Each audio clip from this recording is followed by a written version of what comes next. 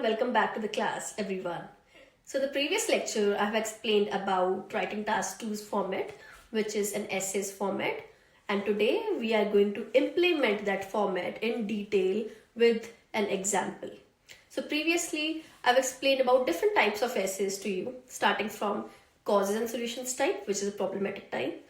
Secondly, there is discuss both views type and give your opinion. Third type is called agree or disagree. Fourth type is positive or negative development. Last but not the least, it's advantages and disadvantages, or the examiner can also ask you, do you think the advantages overweigh or outweigh the disadvantages? So out of all these types, today we are going to start from the very first type, which is causes and solutions, with an example which is written on the board. So I'll explain you about each and every paragraph. Earlier I've told you about that there are 5 to 6 lines you have to write in the first paragraph. Secondly, in body paragraphs you have to write 10 to 12 lines, and in the last paragraph you should write at least 5 to 6 lines. But the question arises, that is, what you have to write in these paragraphs? What is the content? What are the ideas? So that we will discuss in the class today. So let's start with this topic. So the topic is, in many countries, students' concentration in the classroom has decreased. What are the reasons for this? What are some possible solutions? So after reading the question, you should know first of all what type of question this is. So this is a problematic type because there is kind of an issue or a problem in the society, and the examiner is asking you about the reasons of that particular problem along with its possible solutions. So now, in the final exam, when you are giving your exam, you should start your writing task with task 2, not with task 1, because task 2 requires a lot of ideas and it's more lengthy because here you have to write at least 250 words, and in task 1 you have to write 150 words. So always start your writing task with task 2. Now, when you read the question, you have to read the question not just once, but at least twice or thrice in order to understand it properly. Sometimes the students just read it once and start writing the ideas. That's wrong. That's inaccurate. So first of all, read the question and the statement, analyze it, find out the main keywords from the topic, think about it, plan your ideas for first 5 minutes. That I'll tell you now, that how you have to manage your time. And then after planning it for 5 minutes, then you should start writing. Do not write it immediately. So now the first thing in writing task 2 after reading the question is time management. So time management is very important in every module, especially in writing, where you have to write a lot of things, a lot of ideas, vocabulary, synonyms, and you should know in how much time you should start and end your essay.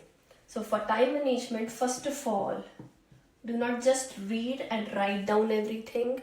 You need to plan your ideas for first 5 minutes. So in the first initial 5 minutes, you should know what you are going to write, which vocabulary words you are going to use, the idioms which you are going to use, list of connectors. You should write it in rough on the question booklet so that you can remember it when you start writing. So in these 5 minutes, you should also plan the main ideas which you should write in the body paragraphs in detail, along with the examples, the real examples or the surveys which you should include. So this everything you should plan initially before starting writing. Then you should complete your writing in 30 minutes after planning everything. So in these 30 minutes, everything should be there on the sheet, starting from introduction till conclusion. So you should be very quick in writing everything. Your handwriting should be neat and clean, and there should be full stops, commas, semicolons, everything should be properly mentioned and written. Last thing is, proofreading, which majority of the students skip. They just end their essay and they skip to task 1 and they jump to task 1. So here proofreading is very important. Proofreading means reading everything what you have written starting from introduction till conclusion. So you have to read and read it in a way that you should eliminate half of your mistakes by yourself. You should check for the words which are repeated. You should correct it and erase it and correct it by yourself. So proofreading is very important because it can help you to eliminate half of your mistakes by yourself. So proofreading should be there for 5 minutes. 5 minutes for planning, 30 minutes for writing your essay, last 5 minutes for proofreading. Total time for writing an essay is 40 minutes.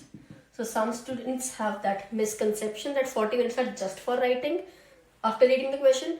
So 40 minutes are not just for writing. If you have not planned anything, you may end up messing everything at the end. So this structure is very important to understand before starting your essay. So now I have this whole introduction here, the first paragraph here. The question was, again I'm repeating the question. In many countries, students' concentration in the classroom has decreased. Now you have to find out the main keywords from the topic. In many countries, the main focus is on school curriculum, on students, on youngsters, on education. So if you have any definition in your mind related to students, education, about school curriculum, you can put it in the first line of introduction. If you don't have it, you can skip that part. So this topic is all about education system or on students' life or on students. So you can define either of these in the first line. So in introduction, the first line I have written is about students. So I have written students are the building blocks of every nation. You can learn these definitions. You can use these definitions in writing tasks, even in speakings, because there are a lot of questions which the examiner will ask you about related to students' life. So you can use these phrases over there as well to make your speaking look more impressive to the examiner or efficient. So I have written this definition, which is students are the building blocks of every nation. They are the ones who make the nation. They can shape the destiny of the country. So this is the definition on the main keyword of the topic. After the definition, the second thing is rephrasing the question.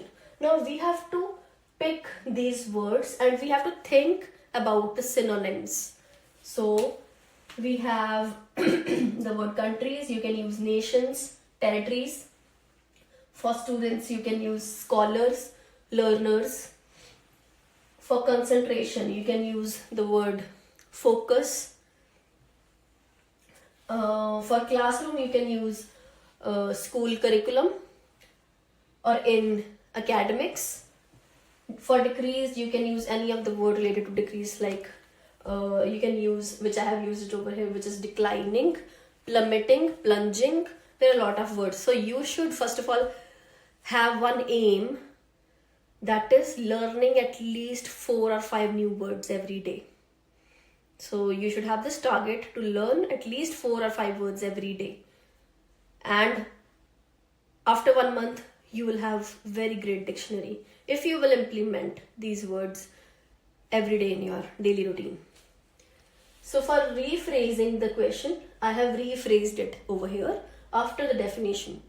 So I have used the declining, which is decreasing, the declining focus, which is concentration, of scholars, which is students, in the school curriculum, which is in the classroom, has become a hot potato. Hot potato means a controversial topic, a debatable issue. So this is an idiom which you can use it here. So the meaning of the question is same, but the words are different, and I have also jumbled the words. Jumbled means in the question they have used the word decreased and classroom at the end, but in the rephrase part I have used decreased, declining, concentration in the beginning, and then so active passive I have used it in the same way. So after the definition, after the rephrase part, you have to write a thesis statement. So this is the thesis statement for this particular type of essay, which is causes and solutions type. So if you get causes and solutions type of essay, you can always write this thesis line. So you can learn it because it will fit in every type of, in every question related to causes and solutions type. So the thesis is, this essay will explain, elicit means explain, E-L-I-C-I-T. Elicit means explain. So this essay will explain the reasons, or you can also write causes, and provide possible solutions to mitigate this problem, or to solve this problem, or to ease this problem, or to soothe this problem, or to uproot this problem. Any of the word you can use it here. So this was all about introduction today.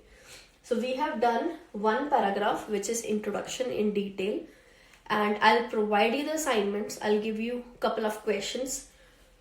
Try to write the introduction in the same way. Try to use some vocabulary words and use the same structure, and the type will be causes and solutions type. Now, the thesis line will be same in the assignment, which I'll give you, but you have to think about the definition and the rephrase part.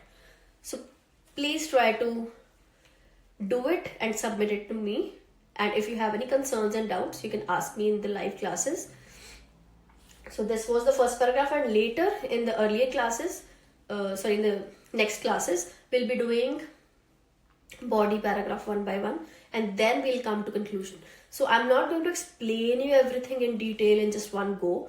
You have to be perfect in everything. You have to be perfect in the first paragraph. You should know the body paragraphs, length, ideas, because writing requires a lot of effort. Writing requires a lot of things to remember, to consider.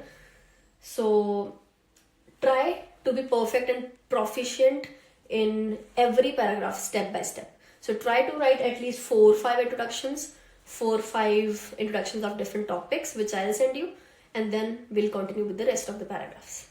I hope everything is clear to you, and we'll see you in the next class.